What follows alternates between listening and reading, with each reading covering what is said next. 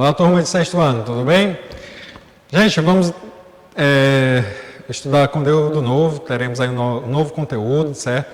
E esse conteúdo é muito legal porque vai facilitar a maneira como você vai se organizar para todos os componentes curriculares que vocês têm aí pela frente, tudo bem? Aliás, que tem no dia a dia de vocês.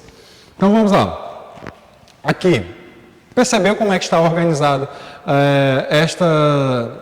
este texto aqui? Como é que ele está sendo organizado? Como podem perceber, vamos às perguntas. Você é feliz? Sim. Então, faça tudo como sempre fez, ou seja, para se manter feliz. Vamos para a próxima pergunta. Você é feliz? Não. Quer ser feliz? Sim. Mude alguma coisa em sua vida. Agora vamos para uma outra situação. Você é feliz? Não. Quer ser feliz? Não. Se for uma pessoa turrão. Então, faça tudo como sempre fez. Gente, como pode notar, nesta imagem aqui, essas informações, aliás, esse texto aqui, ele está organizado em como? Ele está organizado em um esquema. E o esquema será o nosso conteúdo que vamos estudar agora, certo? Então, como eu falei anteriormente, é um gênero que facilita os nossos estudos, seja quando estamos estudando geografia, história, matemática, ciências, biologia, no caso, já vocês irão ter acesso a essa disciplina. Isso facilita, porque você vai organizando estas informações para facilitar a compreensão sobre o que você está vendo, ok? Então vamos lá. O texto da página de abertura deste capítulo pode ser considerado um esquema. E nesse esquema, o que ele procura fazer? Ele sintetiza ideias de como ser feliz, um esquema. Além de sintetizar ideias, ele pode organizar itens de uma apresentação de seminário. Olha aí a importância desse gênero para você, que está no sexto ano. A partir de agora, você pode adotar, até mesmo desde o início do ano que a gente vem adotando. Ah, professor, não sabia. Sabe sim. Por quê? Estamos, de vez em quando, fazemos aquela atividade relacionando conceitos. E naquela atividade relacionando conceitos, temos aí a oportunidade de retomar, de fazer uma revisão. E essa revisão, ela é feita através de quê? É feita através daquele esquema que tem lá sempre na última página de cada capítulo. Ok? Então, para que serve um esquema? Pode organizar itens, apresentar seminário, palestra, vai auxiliar o resumo, tudo bem? Podemos colocar em tópicos, ok? Então vamos lá.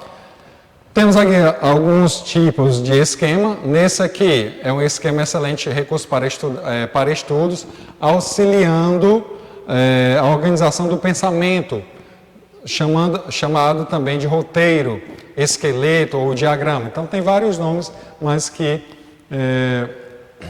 tem um único objetivo: sintetizar, organizar as suas ideias, ok? Então temos aí um exemplo. Ah, professor, só existe esquema dessa maneira? Não, existe o esquema também oral. Um exemplo disso. Gente, vocês estudaram no início do ano o alfabeto, certo? Olha aí. O alfabeto. Vou só voltar um pouquinho aqui. Vocês estudaram o alfabeto, certo? Depois o alfabeto maiúsculo.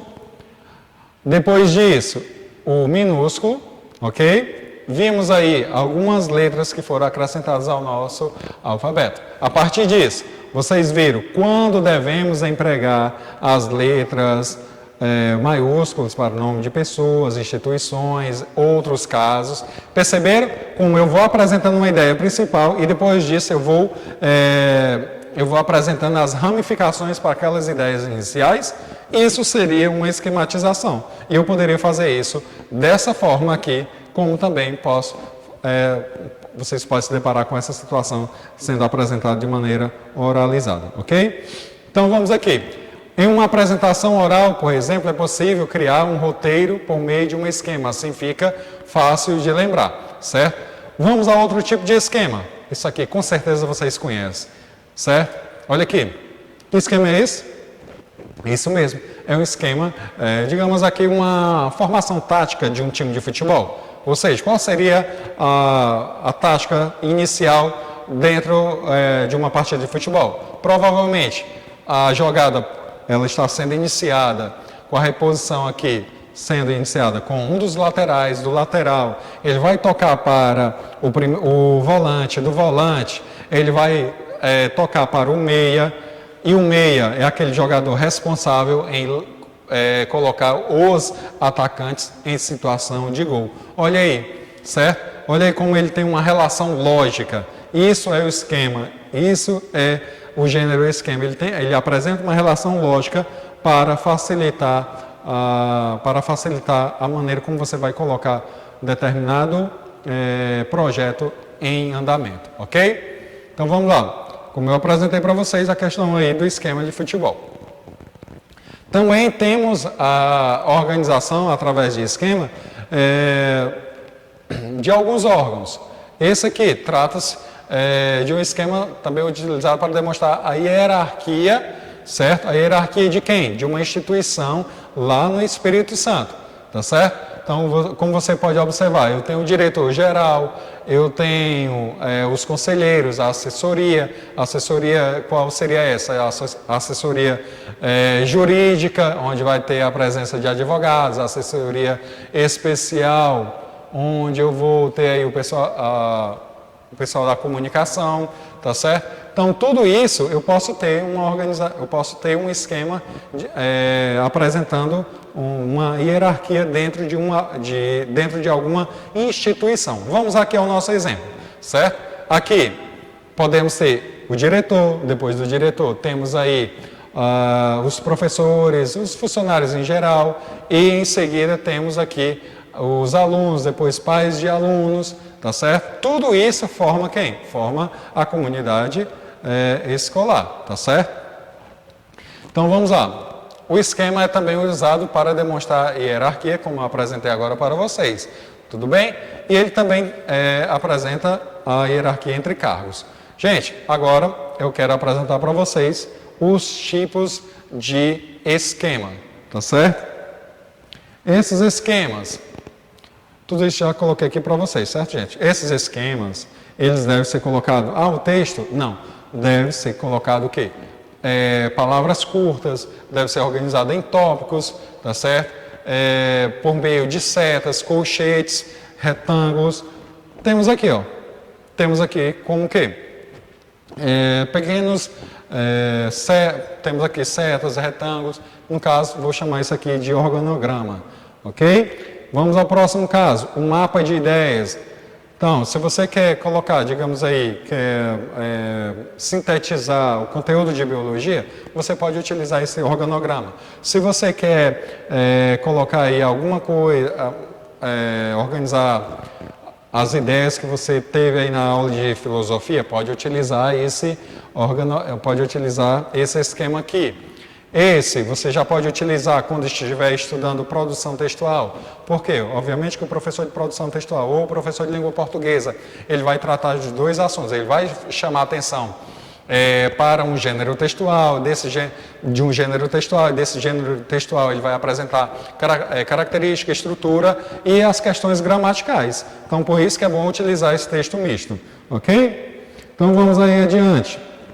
Agora, temos aqui esse tipo de texto, esse tipo de esquema, é interessante quando tiver uma grande quantidade de assuntos em uma aula só. Então, você pode ir fazendo aí, digamos, assunto 1, o desdobramento desse assunto 1, certo? Um segundo desdobramento desse assunto 1 e assim por diante.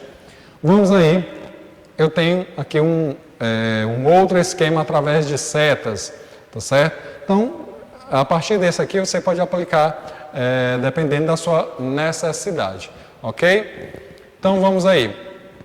Esse aqui eu costumava utilizar bastante, só quando era, digamos assim, Português, eu colocava português, tem um trabalho para entregar um dia tal, aí nessa data já tem que apresentar seminário, nesta outra data eu deveria entregar a produção textual. Isso seria os vetores, eles são bem utilizados para esse tipo de organização, ok? Características do esquema, gente. Qual seria a característica desse gênero? Ele sintetiza ideias principais, que estão organizadas através de palavras-chave, nada de colocar texto, tem que ser palavras-chave, tem que ser uma palavra que ela é bem recorrente dentro daquele assunto. 2, a visualização de um esquema deve remeter ao leitor os principais pontos tidos como mais importantes, nada de algo de pouca relevância, tem que ser muito importante para estar dentro daquele esquema. 3, assemelha-se a um esqueleto. Ele tem essa estrutura, parece uma estrutura esquelética. 4, ele permite ao leitor visualizar e destacar aquilo que é essencial. Basta pegar essas características e voltar lá na página de relacionando conceitos que você vai perceber todas essas características. 5, no esquema pode ser usado diversos símbolos, letras, números, setas, ciclos, certo? Vai depender muito de quem está produzindo e que tem uma certa facilidade, claro, de lembrar o que escreveu depois. Não adianta fazer um esquema utilizando letras, abreviações, e isso pode até atrapalhar quando você for utilizar como estudo.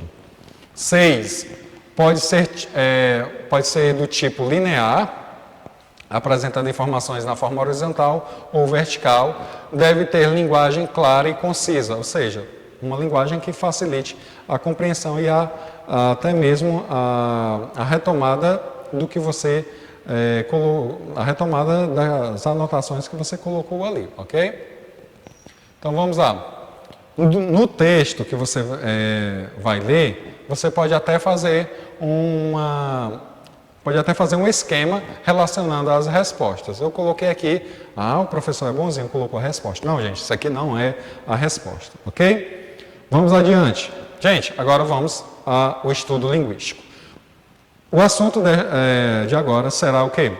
Encontros vocálicos, encontros consonantais e encontros vocálicos, ok? Então vamos lá. Encontros consonantais, deixo bem claro. Nesse caso, nos encontros consonantais, é possível identificar o som das duas letras, ok? Vamos lá. As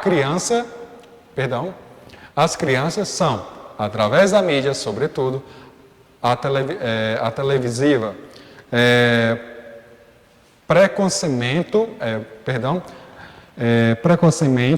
precocemente expostas ao sexo e à violência e de forma igualmente precoce são iniciadas na tecnologia, na moda e no consumo. Então, como pode perceber, temos aqui encontro vocálico CR, TR, PR e BR, ok? Então, é muito comum vocês se depararem com encontros vocálicos. Isso pode acontecer na mesma sílaba ou diferente. Agora, o que eu quero que vocês lembrem é que os encontros consonantais podem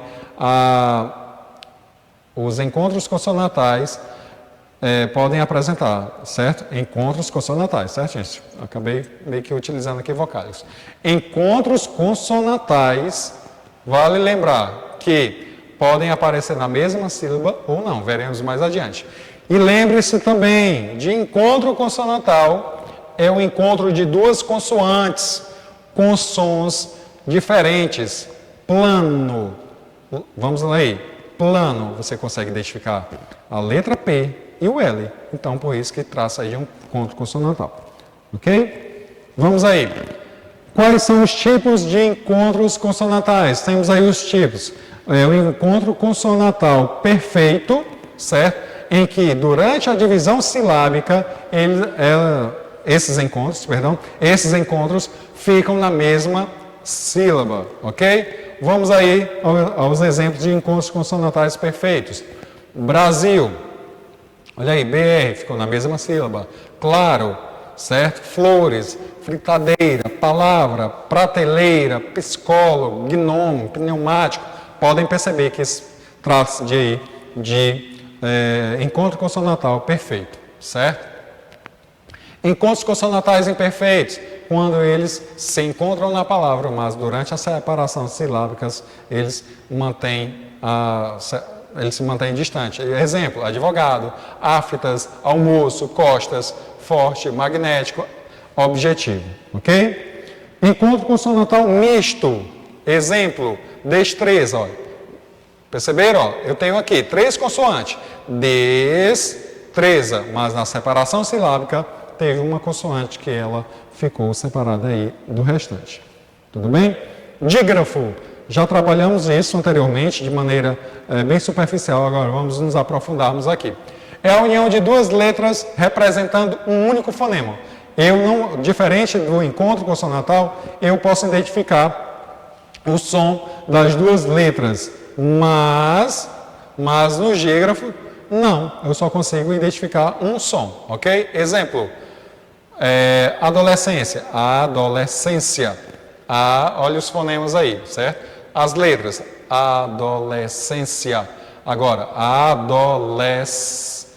olha aí, o S e o C foi substituído ele é representado apenas pelo fonema S.